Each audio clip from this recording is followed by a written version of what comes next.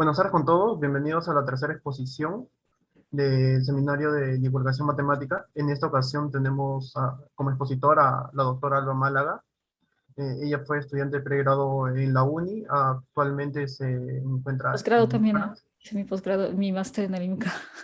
maestría en el IMCA y bueno, actualmente está en, a ver, espero pronunciar bien, Université de Lorraine, o bueno, algo así supongo que se debe pronunciar. El laboratorio en el que pertenece es Loria, bueno, son siglas, también de algo un poco más extenso, que tampoco no creo pronunciarlo bien, y su equipo se llama GAM. Bien, le cedo la palabra a la doctora. Hola a todos, encantada de verlos tan numerosos. Bueno, me disculparán porque las diapositivas que voy a usar en realidad están combinando diapositivas de dos charlas, lo cual hace que una parte va a estar en inglés y una parte va a estar en español. Voy a comenzar por la parte que está en español. Este es un trabajo conjunto con Samuel Lelièvre de Orsay y Pierre Arnoux de Marsella, ambos que trabajan también aquí en Francia. Entonces, mi charla va a tratar sobre todo de toros. Como estamos en una charla de divulgación, pues voy a comenzar por discutir un poco de lo que es un toro, por si hubiera por ahí algún estudiante de primer semestre o yo que sé que todavía no está familiar con el tema. Básicamente, ¿qué cosa es un toro? Un toro es cuando cogen su pedazo de plastilina y lo enrollan y obtienen algo como una cámara de aire o un salvavidas, una cámara de aire de una llanta o los picarones. Estos los picarones que están ahí son picarones polacos que se llaman pączki. Bueno, a veces vienen con un huequito al medio, a veces sin hueco. Cuando están con un huequito al medio, eso es lo que se llama un toro. Y acá, picarones peruanos. Todo eso, la superficie, por más que puede parecer ligeramente diferente entre un ejemplo y otro, en el fondo tienen algo en común, que es que si coges una tijera o un cuchillo y lo cortas para atravesar una vez el hueco que está al medio, pues sigues teniendo un objeto que está en una sola parte. Entonces, ¿qué es lo que tienen en común todos estos? Es que básicamente desde un punto de vista topológico, del punto de vista de la forma, son lo mismo que el toro redondo que estoy mostrando en la imagen. Este prototipo de toro que llamo el toro redondo se obtiene, ¿por qué no logro avanzar? Perdón. Se obtiene girando un círculo más pequeño alrededor de un círculo más grande. Entonces, para fijar las ideas podemos suponer que el más grande es de radio 2 y el más pequeño de radio 1, y reflexionando un poquito se pueden calcular explícitamente las ecuaciones del toro a partir de las ecuaciones de los círculos. Entonces, pregunta rápida al público: ¿cuál es la ecuación de un círculo que estuviera centrado en el origen del espacio tridimensional y que es de radio 2? Quiero por lo menos una respuesta. X al cuadrado más y al cuadrado igual a 4. Exacto. Y z igual a 0. Cuando están mirando una curva en el espacio, necesitan dos ecuaciones para definirla. Y bueno, de forma similar se puede calcular explícitamente lo que sería el círculo en el plano, por ejemplo, XZ, y luego ver lo que va a dar esto girando el uno alrededor del otro. Entonces, para el círculo más grande es la... ¡Ay, Dios mío! Me falta un pequeño exponente 2 acá.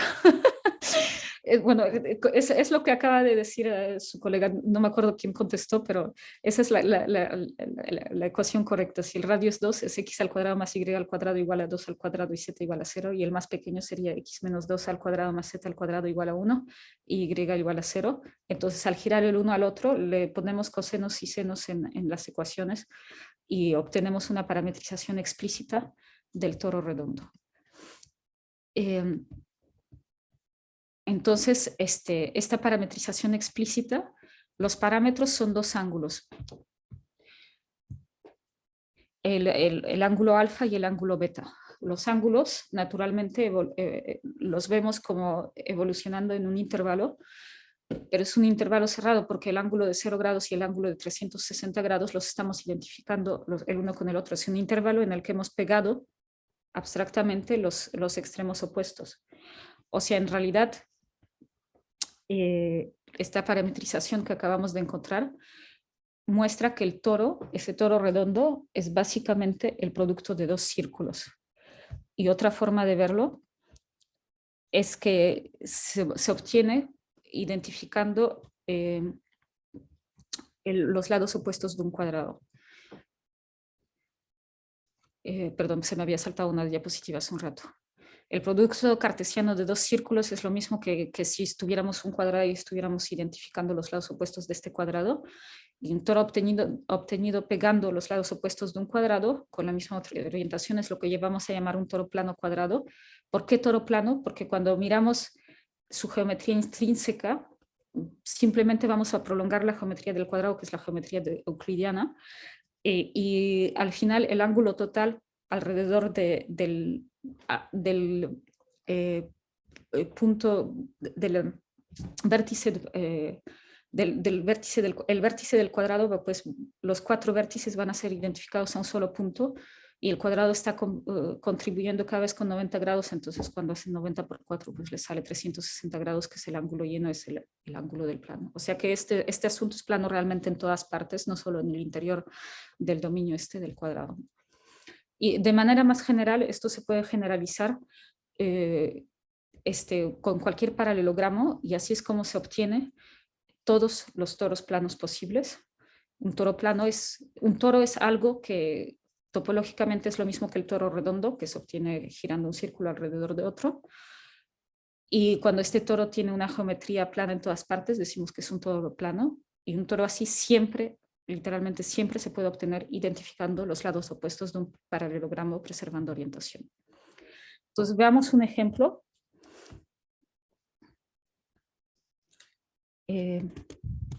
Esto es un toro. Y bueno, ni siquiera necesito copiarlo, ahí pueden ver el enlace en grande. Si quieren explorarlo en 3D, pueden copiar el enlace en su computadora y hacerlo girar y todo. A ver, vamos a ver.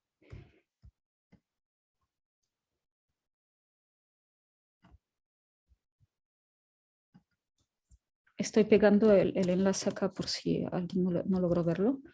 Este es un toro que se obtiene moralmente pues girando un cuadrado así en posición de rombo alrededor de otro cuadrado. Este le llamo el toro diamante.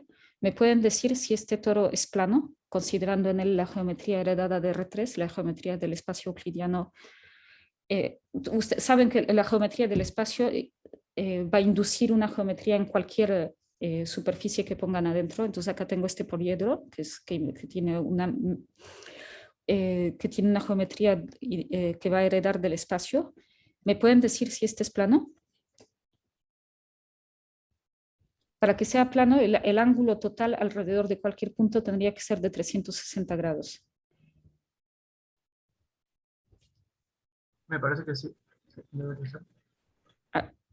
En el interior de cualquier cara es 360 grados porque las caras son planas, es un toro poliedral. Alrededor de las aristas, en los puntos de las aristas también va a ser siempre plano. Entonces, en realidad, los únicos puntos potencialmente problemáticos son los vértices. Y acá podemos ver que hay vértices que visiblemente no son planos, porque este vértice que no sé si se nota cuando estoy pasando el mouse por encima, así que por si acaso voy a anotar Sí, también. sí, Sí, Este se nota. vértice se están encontrando 4 caras en él y cada una de estas caras está contribuyendo con un ángulo que es inferior a 90 grados. Cuando giran el objeto se dan mejor cuenta de esto. Voy a girarlo de nuevo.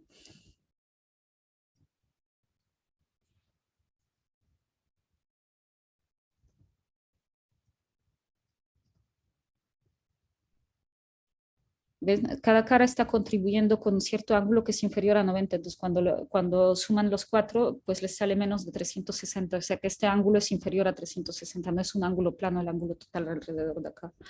Entonces este toro no puede decirse que sea un toro plano, porque no es plano en todas partes.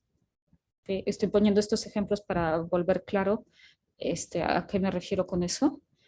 Vamos a mirar otro ejemplo de toro poliédrico que es fácil de ver, es fácil de construir, es este de acá. Es cuando cogen 8 dados. Si cogen 9 dados y los ponen uno junto a otro, lo que obtienen es simplemente un paralelepípedo no muy interesante, pero si sacan el del medio con los 8 restantes, lo que tienen es un toro. Este toro poliédrico hecho de 8 cubos, según ustedes, ¿es plano o no es plano?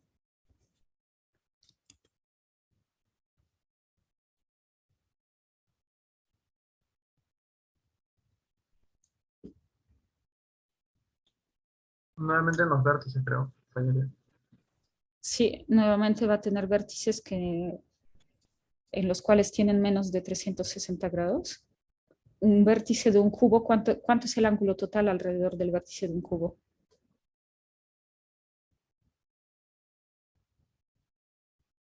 270 parece. Eso, 270 grados es menos que 360. Pero una cosa que pueden observar es que, mira, acá tienes 8 vértices, los vértices externos en los que tienes 270, o sea que les falta ángulo, les faltan 90 grados cada vez para hacer ángulos planos. Y acá en los vértices de adentro, en los vértices de adentro lo que tienes es un exceso de ángulo. Y cada vez el exceso de ángulo compensa la falta de ángulo de fuera.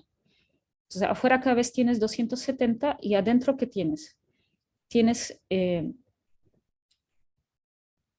270 por acá, más 90 y más 90. O sea, afuera tienes 8 veces vértices donde hay una falta de ángulo de 90 grados y adentro tienes 8 vértices donde hay un exceso de ángulo de 90 grados. Entonces, al final todo se promedia y al final, cuando se mira la totalidad, no hay ni exceso ni falta. Y esto es una consecuencia del teorema de Gauss-Bonnet, que aquellos que ya han pasado, yo qué sé, el cuarto semestre quizás, ya deben haberlo visto en clase. Esta es una propiedad intrínseca del toro. eh, y sospecho que en su curso lo han visto en el caso de geometría diferencial, pero se puede generalizar a superficies con singularidades como las singularidades cónicas como lo son los poliedros. Y el resultado es que si quieren que al final la suma de los excesos de ángulos y de las faltas de ángulos con respecto al ángulo plano sea siempre cero, pues la única figura que puede hacerles eso es el toro. Entonces, una pregunta muy natural es decirse, achuña, si es así, ¿cómo le hago? ¿Cómo le hago para que al final, si en promedio mi exceso y mi falta de ángulo es cero? ¿Por qué no buscar un toro plano en el que en todas partes no haya ni exceso ni falta de ángulo? Y esa es la pregunta que hemos estado mirando con mis colegas. Y bueno, nosotros no somos los únicos. Ahorita les voy a mostrar algunas para comenzar la generalización de la pregunta, porque perdón.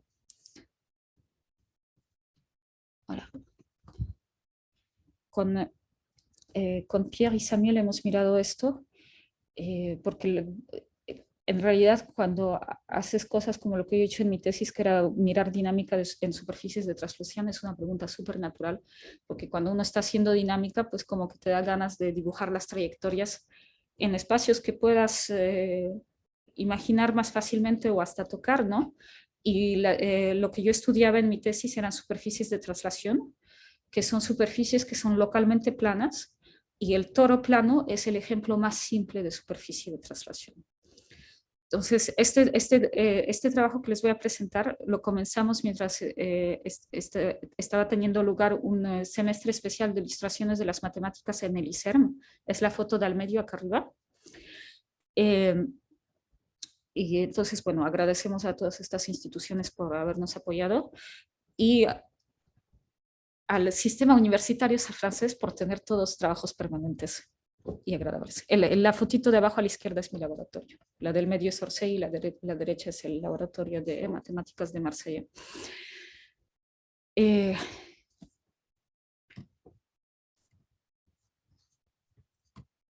Entonces, este caso del toro plano es un ejemplo particular de una superficie de curvatura constante.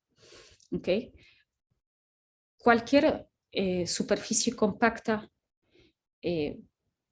puede verse como una superficie de curvatura constante, escogiendo la métrica adecuada. Para una esfera, esta métrica es única y va a tener curvatura estrictamente positiva. Para una esfera es fácil dar un modelo isométrico en el espacio euclidiano. Espero que estén de acuerdo conmigo. Básicamente hay una sola respuesta, que es hacer la esfera y ya está. E incluso si se desea, puede hacerse localmente con cosas que pueden parecer un poquito más complicadas, pero en el fondo siempre sigue siendo la esfera. Para una superficie de género más amplio que uno, o sea que tenga varios huequitos al medio, digamos, para los que todavía no están familiarizados con el género, esta métrica va a tener siempre curvatura estrictamente negativa. Y para un toro, la métrica va a ser de curvatura cero. Entonces, estos toros planos, como les he dicho, siempre pueden verse como un cociente de un paralelogramo donde se han identificado los lados opuestos. Pero esto es equivalente a decir que vamos a cocientar el plano complejo por un látice, una retícula. No estoy segura cómo se dice en español. Entonces, lo que hay que imaginarse es que pegar los lados opuestos de un paralelogramo es lo mismo que mirar la retícula sobre el plano, donde van superponiendo losas de la forma de este paralelogramo las unas junto a otras y miran simplemente los vértices de las losas. Eso es lo que es lambda aquí en esta figura. Y luego cocientan el plano complejo por la traslación por los lados de este paralelogramo. Pero ¿qué pasa? Que al verlo así, hay una forma bastante natural de terminar viéndolo como un cociente del plano hiperbólico. O sea, ahorita necesito saber una cosa. ¿Quién acá ha visto ya en cualquier curso el modelo del semiplano de Poincaré o el disco de Poincaré? No se ven en los cursos en ninguno de los cursos, pero bueno, yo lo he visto en mi proyecto de tesis.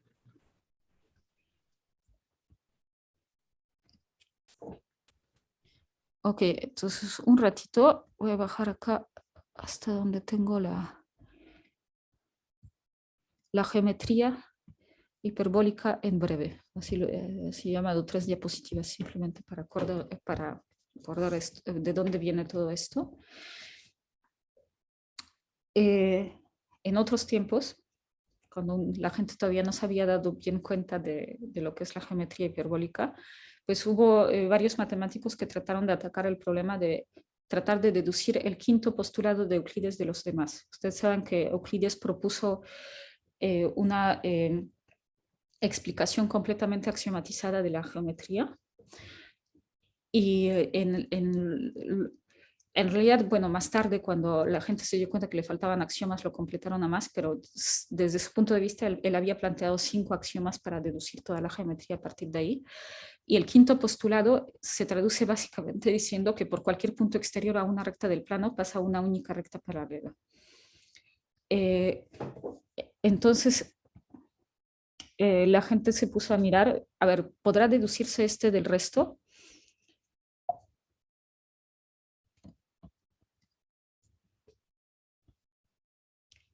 El quinto postulado es el menos obvio de los postulados de Euclides y lo que vamos a llamar geometría no euclidiana es cuando tienes un espacio geométrico en el que los otros postulados de Euclides son satisfechos, pero el quinto es reemplazado por alguna variante del quinto postulado.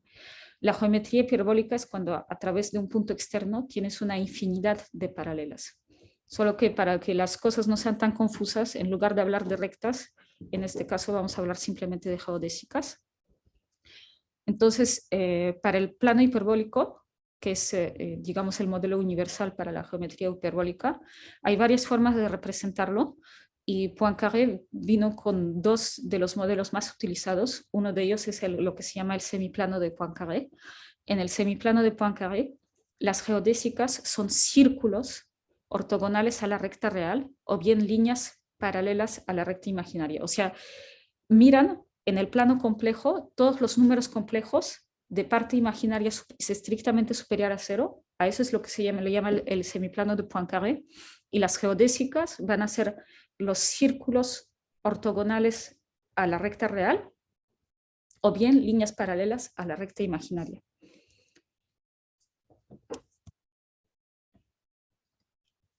Entonces, ese modelo del semiplano de Poincaré pues puede verse como una parte del plano complejo. Y ahí es donde vuelve a unirse el punto de vista que estoy poniendo acá con el punto de vista de la geometría hiperbólica. Entonces, comienzo con mi paralelogramo. Todo el mundo está de acuerdo que si pego los lados opuestos de un paralelogramo, lo que obtengo es un toro. El espacio de todos estos cocientes se puede ver como un punto en un espacio que tiene geometría hiperbólica, que es el cociente del semiplano de Poincaré por una relación bastante natural. Entonces, ¿cómo se hace esta correspondencia? Pues cuando tengo mi paralelogramo, comienzo por ubicar que su esquina, digamos, inferior derecha esté en el origen del plano complejo, luego se gira un poquito para poner uno de los lados a la horizontal y que el otro lado esté hacia arriba.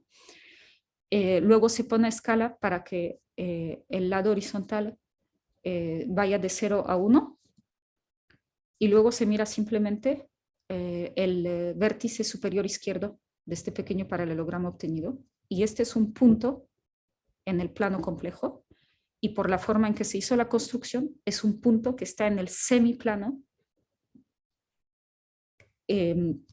definido como aquel donde los puntos complejos tienen una parte imaginaria superior a 0. Y en realidad, cuando se mira las relaciones de equivalencia las más evidentes entre los distintos toros planos y que se cocienta por eso, uno obtiene que el resultado es pues un punto en algo que se va a llamar la curva modular de los toros y cuyo dominio fundamental son triángulos hiperbólicos, son triángulos en el semiplano de Poincaré. Acá cada una de las líneas amarillas y cada una de las líneas azules son geodésicas del semiplano de Poincaré, ¿de acuerdo? Por lo tanto, lo que está limitado por 3 geodésicas, analógicamente a lo que sucede en el plano, no lo vamos a llamar un triángulo, solo que esta vez no es un triángulo plano, es un triángulo hiperbólico. El dominio fundamental cada vez es un triángulo hiperbólico, se cocienta por eso y lo que se obtiene es la curva modular de toros planos. No sé por qué mi enlace no funciona, pero voy a ir directamente hacia acá.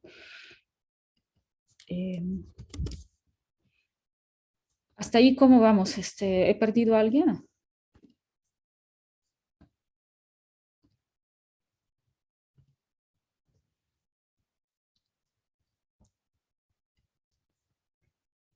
Espero que no he perdido a todo el mundo, de todos modos. Por lo menos aquellos que ya lo han visto alguna vez están siguiendo hasta acá. Yo recuerdo alguna vez haberles comentado ¿Cómo? a un pequeño grupo.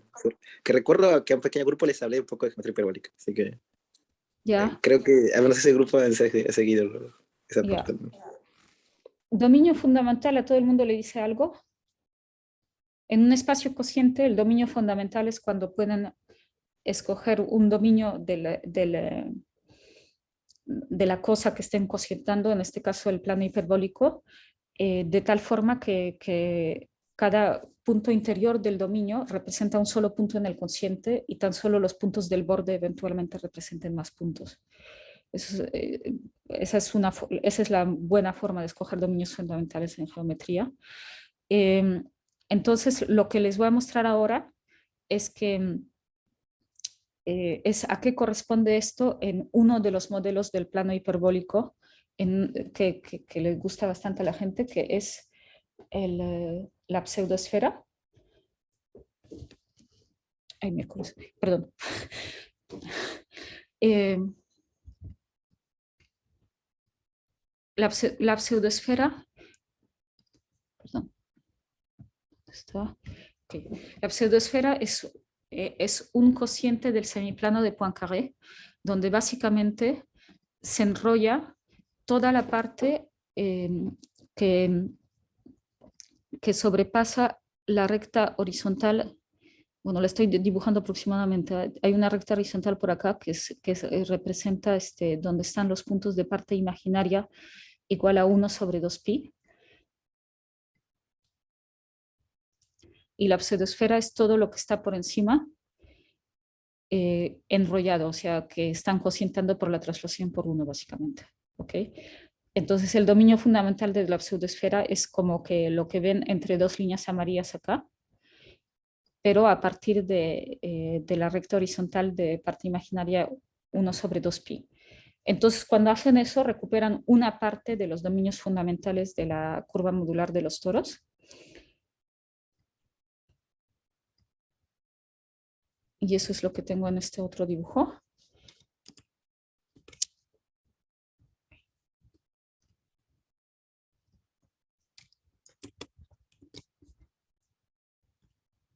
Perdón, es el zoom que con su overlay no me deja circular fácilmente entre mis pestañas. Y entonces cuando hacen este cociente, al final obtienen 10 triángulos truncados que son dominios fundamentales de la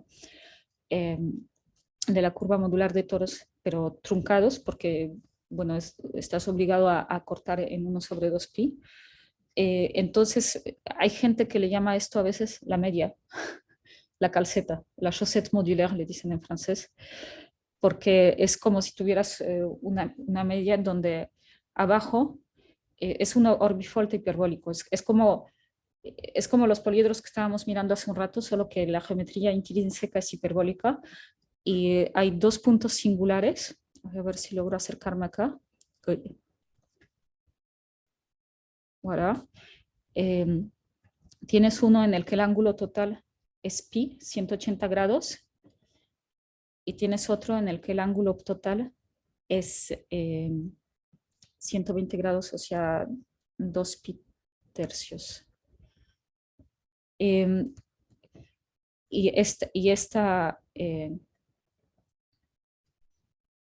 esta parte está identificada con la parte opuesta. Este segmento de geodésica está identificado con el otro segmento de geodésica. Entonces, bueno, si estuviera haciendo esta charla en presencial, este es el momento en que haría circular objetos como esto, que es simplemente la punta de la pseudoesfera, o la pseudoesfera en sí. Esta es una pseudoesfera impresa en 3D, me encanta. Bueno, es un poco difícil de imprimir porque la punta siempre como que calienta demasiado. Y pueden ver la parte esta de la media modular.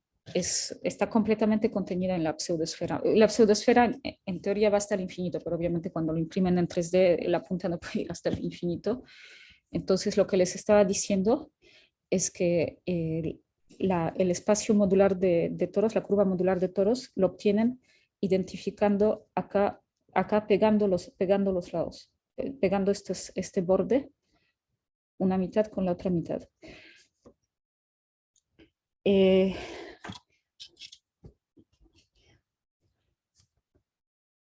En general, de ahí surgen varios problemas que son súper interesantes porque uno puede hacerse preguntas análogas a aquella de los toros planos, de cómo hacer toros planos en papel. Pues imagínense hacer papel hiperbólico y preguntarse, bueno, ¿cómo le puedo hacer para hacer una curva modular de toros con papel hiperbólico y de tal forma que siga habiendo volumen adentro? O sea, que sea una inmersión, un embebimiento en cierto sentido poliedral hiperbólico. Y bueno, de eso no conozco la respuesta, es una de las preguntas que me interesan. Pero una cosa que la gente sí sabe y desde hace mucho tiempo es que el plano hiperbólico no se puede poner entero en forma lisa en R3. Hay un teorema de Hilbert que dice que eso es simplemente imposible. Entonces hay que mirar pues variaciones de la pregunta.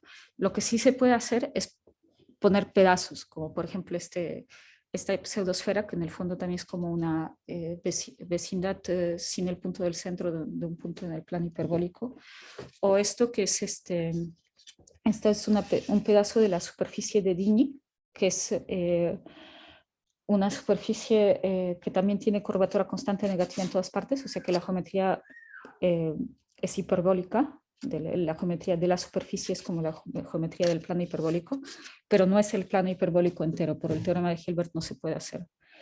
Y antes de reactivar mi compartición de pantalla les muestro también esto. Porque, bueno, parecerá súper high-tech que yo haga impresión 3D y todo ese proyecto. Este o de todas las técnicas, ¿no? Este es un pedazo de plano hiperbólico que estoy haciendo en crochet. Hay reglas bien simples para hacer modelos así se dice crochet en español, ¿no? Bueno, quizás ya no lo pronuncio como en español, pero ya saben de qué se trata. Con un solo palito pueden ir avanzando la lana.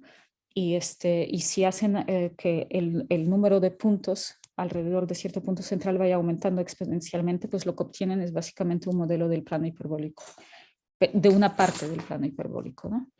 A ver, voy a recomenzar a compartir pantalla para contarles rápidamente qué cosas es que la gente ha encontrado con respecto a este problema.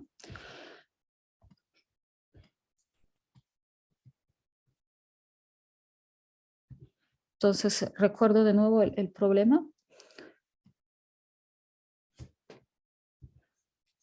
Para una esfera es fácil dar un modelo isométrico en el espacio euclidiano. Una pregunta natural es cómo hacerlo con un toro plano. Lamentablemente no es posible si es que se trata de hacer que la inmersión sea lisa C2, que sea un diffeomorfismo C2 sobre la imagen.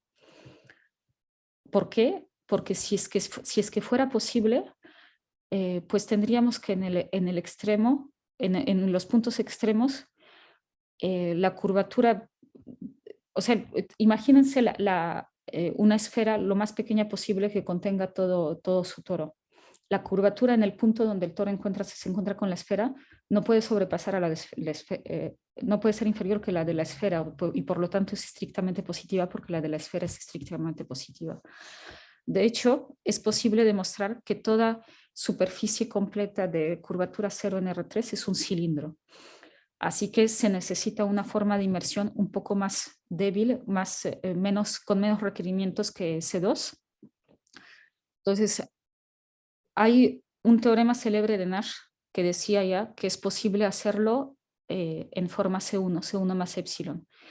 Y hay un equipo francés de Grenoble, me parece, que llegó a realizarlo en forma bastante explícita, como una especie de fractal liso. Borrelli, Javran, Lazarus, Tiber y en general el equipo EBA. Pero, bueno, lo que ellos han hecho es súper bonito, ¿ya?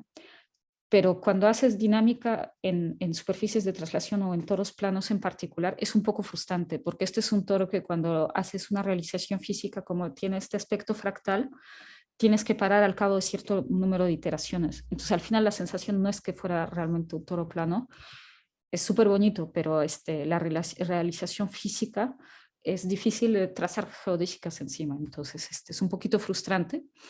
Entonces, otra forma de hacerse la misma pregunta es, ¿será posible encontrar una inmersión lineal por partes? O sea, en otras formas dicho, básicamente una inmersión poliedral, ¿no? Un poliedro en el que cada vértice tenga un ángulo cónico de exactamente 2π. Y esto de hecho es posible.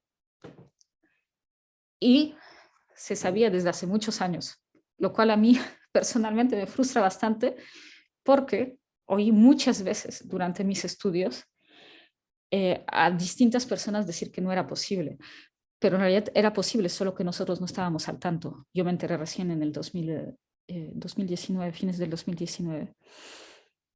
La construcción general de Burago y Salgaler es conocida desde 1996 y responde a la pregunta sobre cualquier superficie abstracta con métrica poliedral. O sea, cogen cualquier superficie compacta que haya sido definida orientable, por supuesto, que haya sido definida abstractamente pegando polígonos a lo largo de sus lados.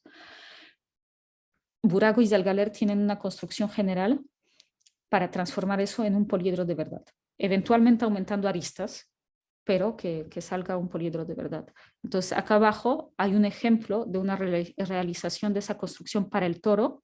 A la izquierda tienen un toro que no es plano. Ahí pueden ver que los vértices no son todos planos acá. Pero haciendo la construcción de Burago y Zalgaler, Florent Tallery hizo este toro plano que tiene como puntitas por todas partes. Son como 250.000 triángulos, pero es plano, que es lo que se quería, ¿no? Luego Zalgaler mismo, que es uno de los dos autores de esta construcción general, en el 2000 saca un paper para toros en cierto sentido largos, toros que tengan un módulo con una parte imaginaria bastante alta, o sea que en la curva modular aparezcan en la parte bien arriba de la media modular del cociente entonces él cubre varios, pero ponte no cubre el toro cuadrado con eso. Tanesi Quintarar, que es una alumna mexicana de Borelli, que es uno de los que aparecían antes con la construcción de Nash, hizo en su tesis del 2019 una versión discreta de la construcción que ellos hacen de este toro fractal para obtener toros poliedrales que son el toro cuadrado. O sea, que esto, si despliegas este toro poliedral, tienes un patrón, una plantilla del toro que es realmente un cuadrado. Lo cual es súper interesante, pero al mismo tiempo cuando lo miras en el cociente, o sea, cuando lo miras en la curva modular de toros, es un solo punto. Y este último ejemplo es lo que hemos estado estudiando con Samuel Lelièvre y Pierre Arnoux. Lo hemos llamado diplotoros. Ahorita les voy a explicar por qué. Y no sabemos quién lo inventó ya. Nosotros nos enteramos por una tercera persona de un caso de la familia y luego estudiamos las distintas variaciones para ver cómo cubre esto el espacio modular de toros.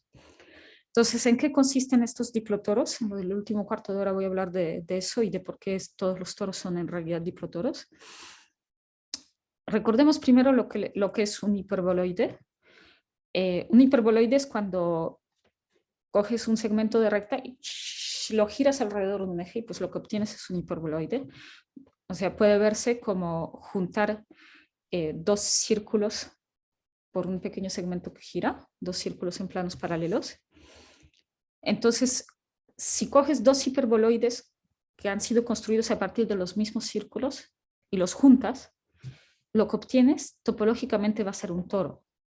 No es un toro plano, pero es un toro.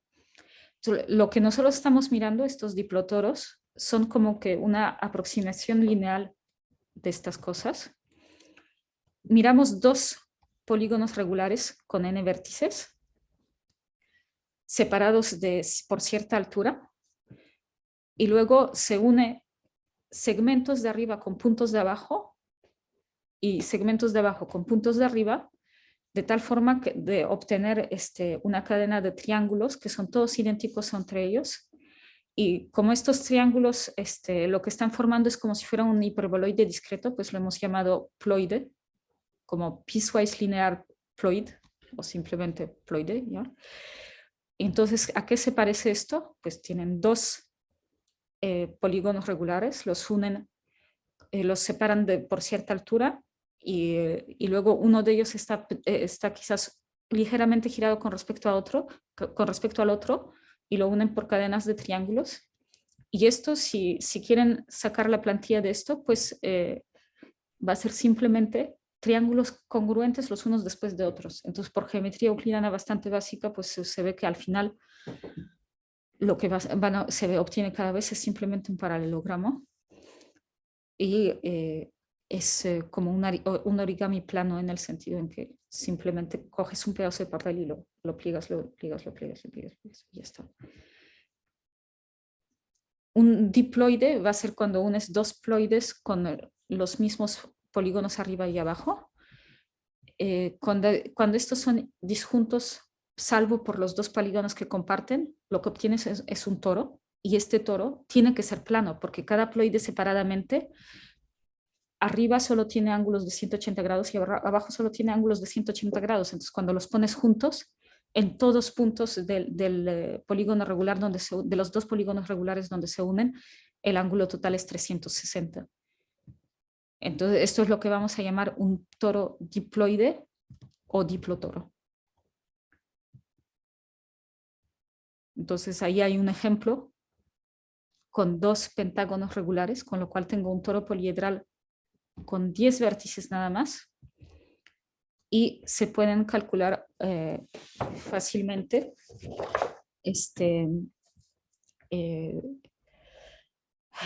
plantillas para armarlos. ¿Alguien llegó a imprimir una de esas plantillas? Yo tengo una aquí.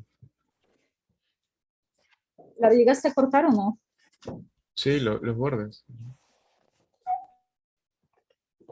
Entonces, el truco para armarlo es que las aristas que están en el exterior se doblan todas en el mismo sentido que las aristas largas de la parte del medio de la plantilla. Y doblándolos se obtiene esto. Y para mostrárselos, no les voy a mostrar una prueba, sino que lo voy a realmente hacer acá mismo.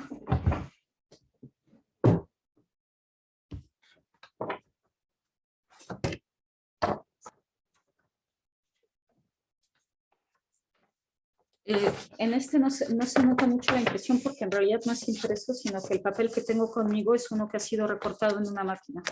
O sea, el archivo de la plantilla ha servido para que la máquina recorte el borde y marque los pliegues al medio. Una cortadora de papel con instrucciones digitales, se define el archivo en la computadora, se le pasa y ya la máquina se encarga de cortarlo y de plegarlo, de pre-plegarlo, digamos, de marcar los pliegues. Obviamente es una persona que tiene que realmente a plegarlo. Entonces, como parte de la escritura del artículo, hemos llegado a hacer decenas y decenas de esto. Así que, bueno, con la práctica las cosas van más rápido, digamos.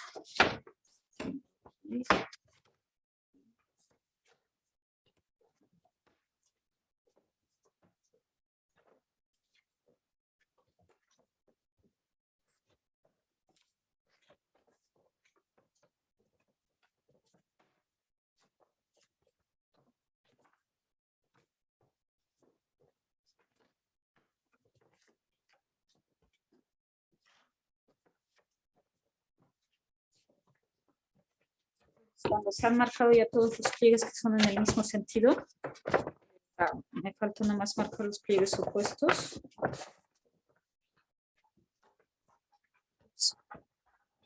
Perdón, se me ha caído algo. O también si uno anda cansado puede hacerlo en 3D, imprimirlo en 3D directamente, pero, ¿cómo decir? Es práctico de todos modos poder de vez en cuando transportar las cosas planas y armarlo solo después. Si ocupa menos espacio es más fácil de transportar.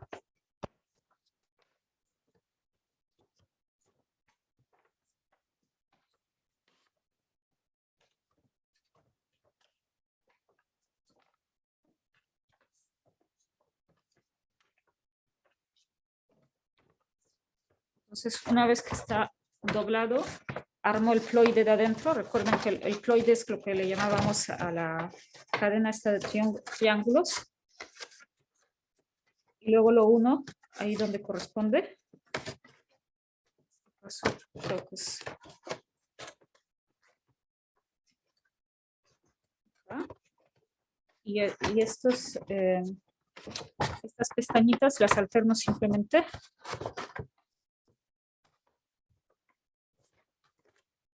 Para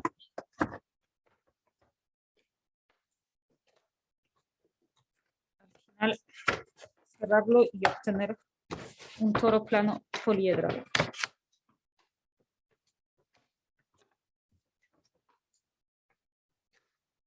Tengo varias pestañas que no se habían separado.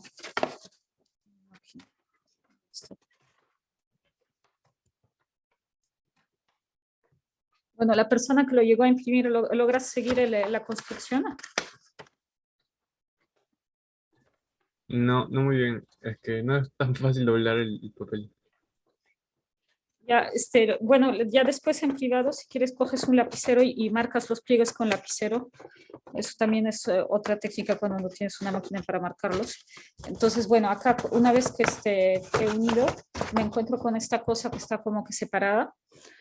Y ahí es donde tengo que forzar un poco el papel y es por eso que no sabemos en verdad si estos pliegues pueden hacerse en forma continua, o sea, es que si hay una isotropía entre el asunto plano y el asunto plegado. Pero en todo caso, sabemos que hay la inmersión poliedral porque podemos calcular explícitamente la forma, ¿no? Y una vez que se junta, pues, toro plano poliedral.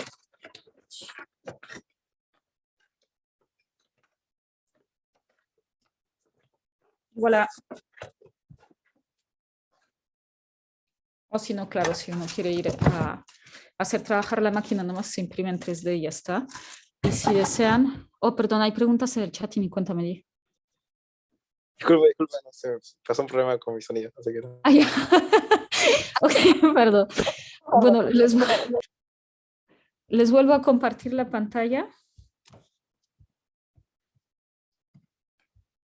Entonces, bueno, por supuesto, las primeras, los primeros patrones, las primeras plantillas las hicimos más a la clásica, pero al final terminamos metiendo la unión en medio de las caras planas del exterior porque nos dimos cuenta que así era más estable y así se puede juntar sin tener que usar goma, lo cual por razones prácticas está bueno, digamos. Entonces, a partir de ahí, una vez que tengo la plantilla, a partir de ahí puedo conseguir el módulo, o sea, el representante en el plano hiperbólico que me va a permitir ubicarlo en la curva modular de toros. Y haciendo un poco más de cálculos, pues uno llega a obtener que cualquier toro plano, cualquier punto de la curva modular de toros se puede obtener como un diplotoro. No todos son fáciles de obtener. Por ejemplo, para obtener el toro plano cuadrado de esta manera, necesito realizarlo más o menos así. Un toque.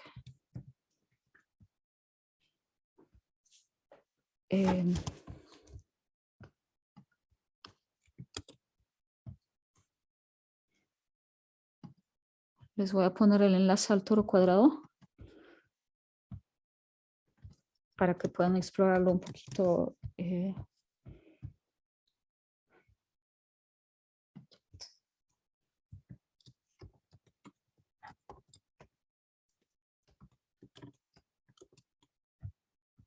puesto el enlace en el chat para los que quieran mirarlo en el chat. Entonces, de acá también lo puedo cortar en papel, pero es súper difícil de realizarlo, en verdad. Entonces, es interesante saber que en teoría existe, pero es un poco difícil de realizar doblándolo. Entonces, y además tiene 28 vértices, lo cual es bastante. La construcción de Tanesi Quintanar que cité hace un rato, ella baja hasta 48 vértices. Bueno, este es un poco menos, es 28, pero nosotros estábamos ahí, bueno, espera, en general entre los toros planos que hemos realizado, el que tenía menos vértices era el que estaba hecho con 2 pentágonos, o sea que tenía 10 vértices. ¿Por qué es que el toro plano, por qué es que el toro cuadrado no se podría hacer con menos? Y al final sí lo logramos hacerlo hasta con 20 vértices, haciendo una variación en que cortamos 2 diplotoros y los pegamos juntos. Pero creo que ya estoy llegando a la hora, así que voy a parar por ahí. Después ya simplemente son cálculos un poco explícitos que si alguien está interesado, ustedes me avisan y podemos mirarlo más en detalle, más en privado. Lo último que quería mostrarles es simplemente cuál ha sido nuestra técnica de prueba. Por supuesto que hay cálculos un poco aburridos por todas partes. De todos modos, en matemáticas modernas siempre los hay en alguna parte, pero entre nosotros la verdad que nos gusta mucho usar también la intuición geométrica y llegar a ver y a sentir las cosas. Entonces lo que hemos estado haciendo ha sido dibujar las partes cubiertas por los diplotoros con distintos parámetros. Tenemos parámetros discretos que son los números de vértices y de cuánto estamos desfasando uno con respecto a otro. Y parámetros continuos que son exactamente cuánto hemos girado o la altura o yo qué sé. Y entonces todo eso como tenemos dos parámetros continuos, obtenemos regiones con 2 grados de libertad, lo cual significa que son regiones con área, son dominios en el plano hiperbólico, y los dibujamos. Entonces acá en esta imagen lo que tenemos es un ejemplo con n igual a 9. Acá estamos dibujando todos los que con n igual a 9 podemos obtener con exterior convexo, y conformemente vamos aumentando el número de vértices, pues cubrimos regiones cada vez más grandes, y al final como que nos faltaba solo el toro cuadrado y el toro del hexágono regular, que es el que se obtiene pegando los lados opuestos de un hexágono regular, que son en realidad las puntas de de la curva modular de toros. Y una vez que uno lo ha observado en el gráfico y que ya estás convencido que es verdad, es más fácil pasar por todos los cálculos tediosos, ¿no? Y de hecho, si uno también puede proceder salvajemente y mirar cada vez mayor cantidad de vértices y ver cómo esto cubre súper bonito muchísimo. No es que cada toro sea un diplotoro, cada toro es un montón de diplotoros. Tienes un montón de opciones para realizarlo como diplotoro. Voilà. Y para hacer el toro cuadrado con menos vértices, lo que hemos hecho es simetrizar diplotoros, o sea, cortar un diplotoro en la mitad y luego pegarle su simétrico hacia arriba. Y lo que obtenemos también es un toro que por construcción misma va a ser rectangular, o sea que su dominio fundamental es un rectángulo, no un paralelogramo cualquiera, sino un rectángulo, así que variando la altura obtienes un cuadrado, y en particular pues obtienes un cuadrado de pronto con solo 20 vértices. O sea, acá los 5 de abajo más los 10 vértices de la estrella más los 5 de arriba sale 20. Y otra variación es que en lugar de buscar poliedros que tengan en cada vértice 360 grados, se puede mirar poliedros que tengan vértices cuyo ángulo total es un múltiplo de 360, por ejemplo, simplemente 720, y haciéndolo de esta manera se obtiene algo que son llamados superficies de traslación, que es el tipo de cosas que yo había estudiado en mi tesis.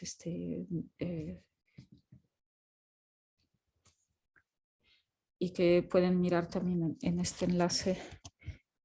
Bueno, si exploran la galería con mis modelos en el sitio que les mostré hace un rato, p3d.in, hay también ejemplos de superficies de traslación realizadas a partir de ploides o de pedazos de ploides. Voy a ponerles el enlace acá.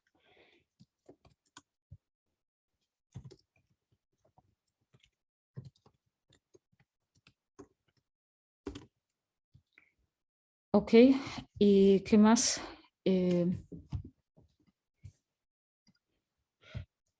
Como les decía, esta construcción de diplotoros, en realidad nosotros no lo hemos inventado, nosotros nos hemos enterado de esto por un modelo impreso en 3D de Henry Segerman. Henry Segerman es un matemático que trabaja en Estados Unidos que en algún momento decidió escribir un libro sobre la impresión 3D en matemáticas, y se puso como desafío pues tratar de hacer todos los ejercicios posibles de impresión 3D en matemáticas, y entre ellos hizo un toro plano articulado que era ya un diplotoro. Él nos contó que había visto esto en el blog MathCurve de Robert Ferreol, el cual dice que se enteró por Guy Vallet, el cual había visto modelos de papel de este estilo en Oberwolfach en el siglo pasado, en el siglo XX. Quizás estos modelos de pellets estaban relacionados con Salgaver, pero no sabemos, porque cuando escribimos a Oberwolfach resulta que aparentemente fueron botados hace poco a la basura, y por eso pues la broma es que los diplotoros casi se extinguieron, pero al final no. Voilà. Entonces, para el final tengo una lista de enlaces de las cosas relacionadas. Y me voy a parar ahí. Si hay preguntas, no lo duden. Gracias por su atención. Bien, muchas gracias. Gracias por la exposición. Como dijo, si tienen alguna pregunta, la pueden realizar.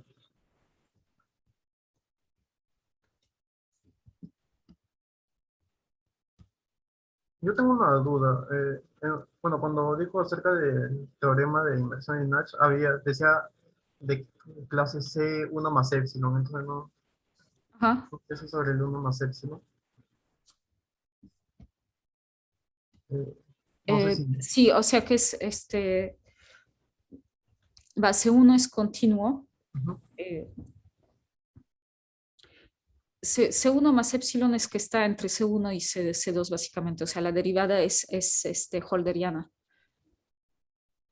Mira, para la definición cuantitativa yo siempre igual miro Wikipedia, así que si quieres te pego el enlace de Wikipedia. Bueno, gracias.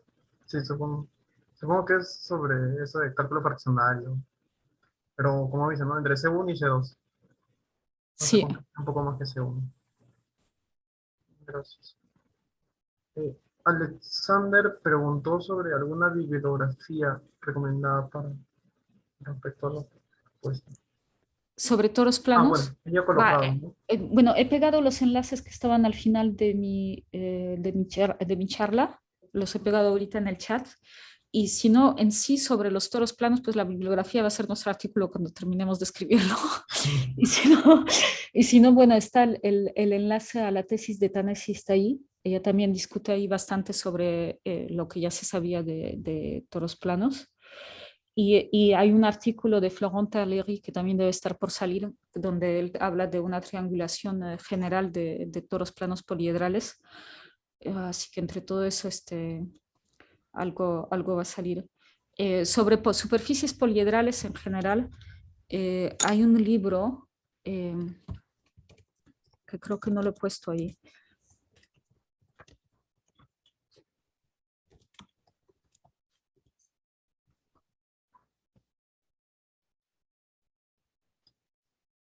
Me he olvidado el autor. Perdón.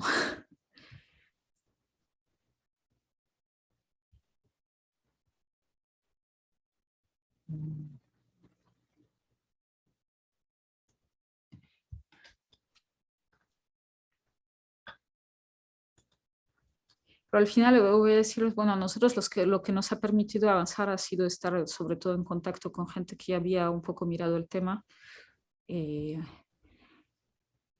eh, y bueno, y sobre todo el hecho de estar en contacto con alguien que ya había hecho modelos de estos, simplemente que no se había hecho las mismas preguntas que nosotros. O sea, hasta donde nosotros sabemos, hemos sido los primeros en mirar si toda la curva modular estaba cubierta con esto. Una pregunta, ¿qué es una superficie?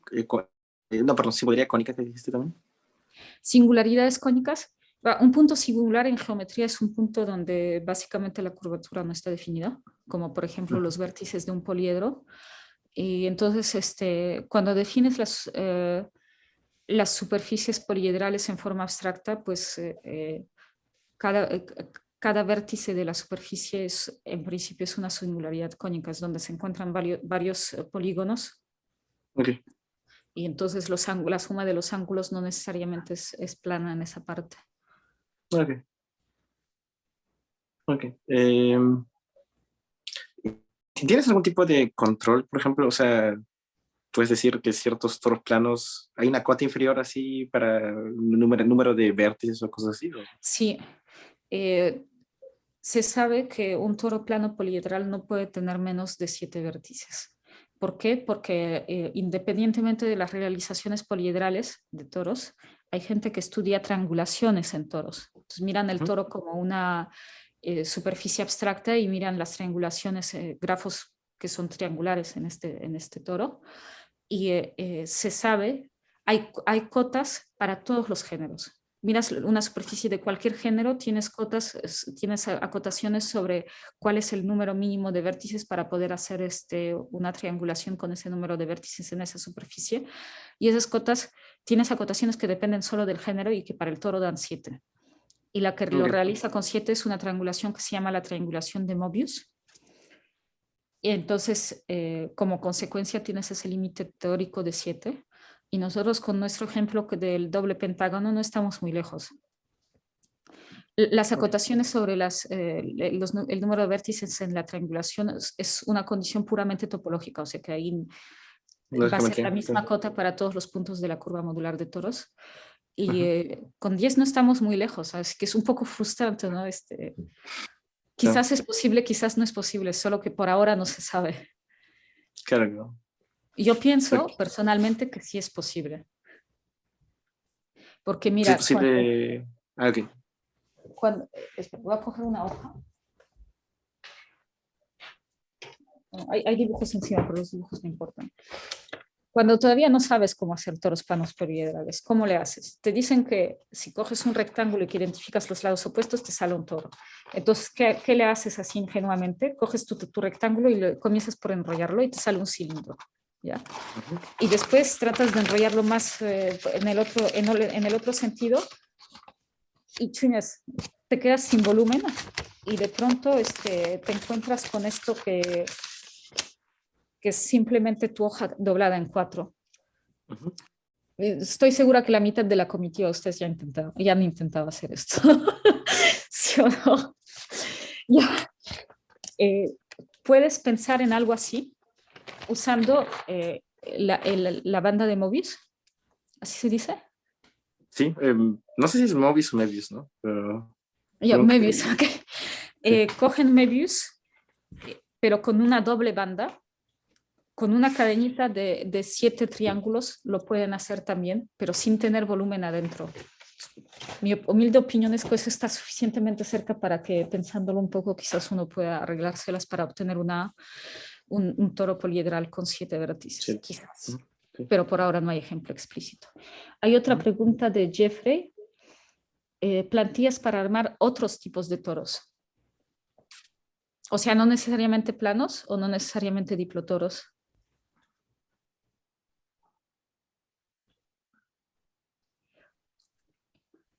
Diplotoros.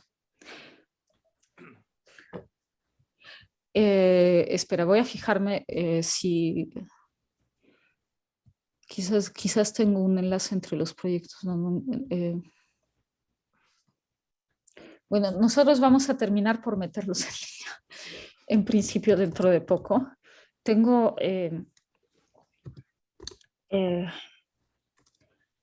unos amigos, Indira Chatterjee y Rémi Coulon, que han abierto un sitio hace poco para compartir objetos de matemáticas. Que se llama Kits Matemáticos. Y aún no lo hemos hecho, pero hemos prometido con Samuel y Pierre, hemos prometido que vamos a terminar poniéndolos ahí. Así que voy a contestarte, Jeffrey, con el enlace a este sitio en un futuro cercano. Qué bueno. En un futuro cercano estarán todos ahí.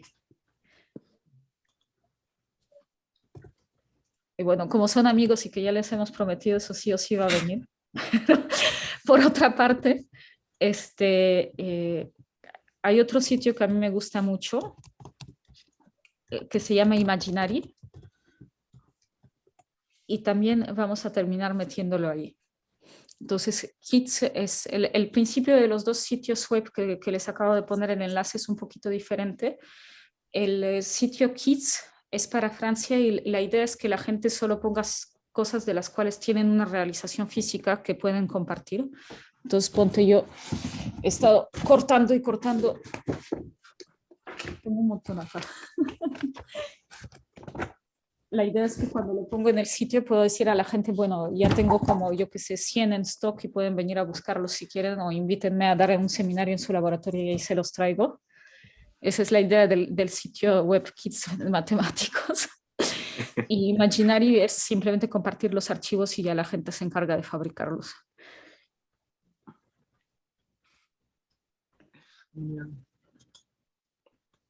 No ¿Cuánto sé si- tiempo tiene Kids, perdón? ¿Cómo? ¿Kids cuánto tiempo tiene online? Primera vez que escucho, ¿no? Quizás 2 meses. Ah, ok, ok. Es nuevo. Sí, sí. Es nuevo, pero bueno, para lanzar el sitio se ha organizado un encuentro en Marsella hace una semana, 2 semanas, algo así. Y la idea era juntar a gente que ya fabrica objetos matemáticos, yo he ido también, y que cada uno realice un proyecto. Entonces nosotros lo que hemos hecho ha sido cortar y cortar y cortar toros. Y por otro lado he hecho esta cosa que les estaba mostrando hace un rato, que el puzzle que ya lo tenía en forma virtual en mi galería en línea, lo he hecho ahora en forma física. Tengo los pedacitos que son, ¿no?, Ajá, claro. pedazos del dominio fundamental. Bueno, ya se habrán dado cuenta, mira, las geometrías con curvatura constante me encantan.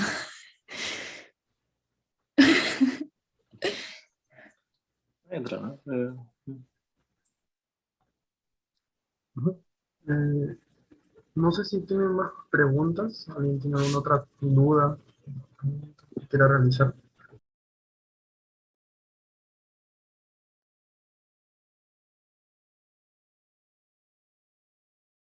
Bien, parece que ya no hay más preguntas. Muchas gracias por aceptar la invitación y por esa charla. Creo que a muchos nos da una visión de nuevas cosas, que no todo se ve integrado. Eh, muchas gracias nuevamente. Gracias Un por gusto. sí. Hasta luego con todos. Gracias.